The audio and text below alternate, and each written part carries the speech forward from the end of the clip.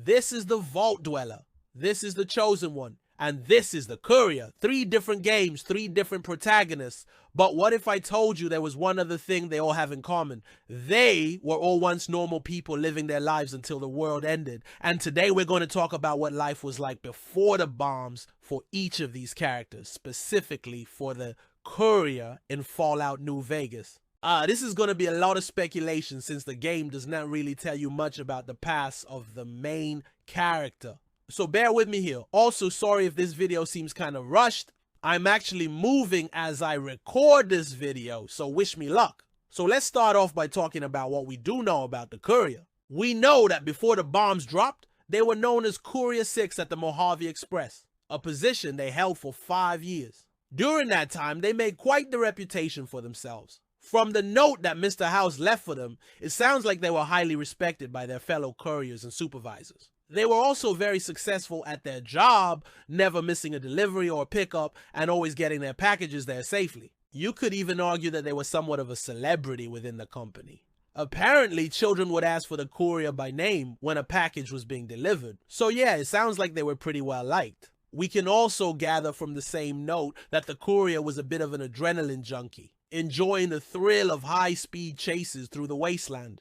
They must have been pretty good at driving too, otherwise they wouldn't have kept their job for very long. The Courier was apparently so good at what they did that the CEO of Mojave Express wanted them to serve as a personal courier, tasked with delivering important items to various influential people around the country. This included people like Mick and Ralph, 2 mob bosses who owned casinos in New Vegas, as well as Mr. House himself, who at the time was still alive. It was during one of these deliveries that the Courier got caught up in the second battle of Hoover Dam and was subsequently shot in the head by a mysterious sniper known only as the Ghost, and we all know how that story goes.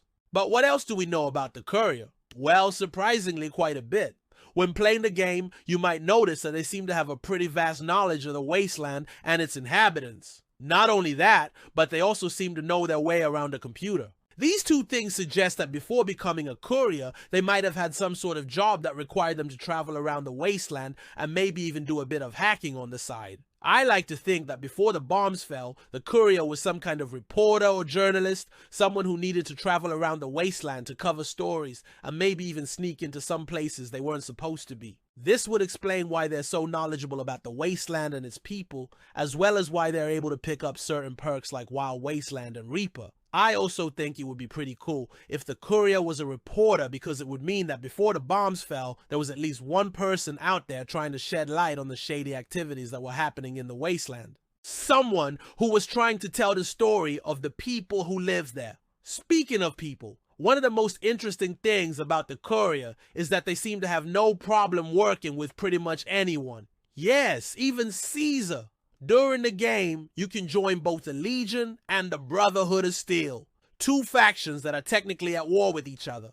Now, I don't want to spoil anything for people who haven't played the game yet, but let's just say that there are a few exceptions to this rule. For example, if you try to join the Legion without first completing a quest for Caesar, they will obviously attack you on sight. But if you complete the quest, then suddenly you're best friends. And if you decide to betray the Legion later on, they will once again attack you on sight. Same goes for the Brotherhood. If you choose to side with them against the Legion, then you're pretty much screwed if you ever try to join them. The fact that the Courier is able to get away with this just shows how respected they were in the wasteland. Before the bombs fell, people listened to them, respected them, and trusted them. They were someone who could get things done. This is why people like Mick and Ralph hired them to do jobs for them. Why Mr. House trusted them with important deliveries. They were simply the best at what they did. Another thing that makes the Courier such an interesting character is their apparent lack of morals. Throughout the game, you're given the opportunity to make a ton of different choices, many of which have far-reaching consequences. Some of these choices are obviously more important than others, but every single one of them paints the Courier in a certain light. Are they someone who does what's right even if it costs them personally? Or are they someone who is willing to do whatever it takes to survive? The choice is ultimately up to you. But regardless of what you choose, it's clear that the Courier isn't exactly the most moral person out there. They're willing to work with the Legion, for crying out loud. I think what it really comes down to is that the Courier is just a regular person who happened to survive the apocalypse. Sure, they might have been a reporter or journalist before the bombs fell, but at the end of the day, they're just someone who was trying to make a living in a world that was quickly falling apart. The Courier isn't some chosen one destined to save the wasteland. They're not a god among men who can do no wrong. They're simply someone who, like the rest of us, was dealt a bad hand in life. And instead of giving up, they decided to make the best of it. I think this is what makes the Courier such a compelling character. They're not perfect. In fact, they're kind of the opposite of that. But that's what makes them so relatable. The Courier is the everyman. They're just an ordinary person who finds themselves in extraordinary circumstances. And it's up to us as players to decide what kind of person the Courier is. Are they someone who helps out the wasteland's inhabitants? Or do they just look out for themselves? That's the beauty of the game. There's no right or wrong answer. And it's up to each player to decide for themselves. So what do you think? Did I miss anything? Let me know in the comments below. And as always, thank you so much for watching. I really appreciate it, and I'll see you next time.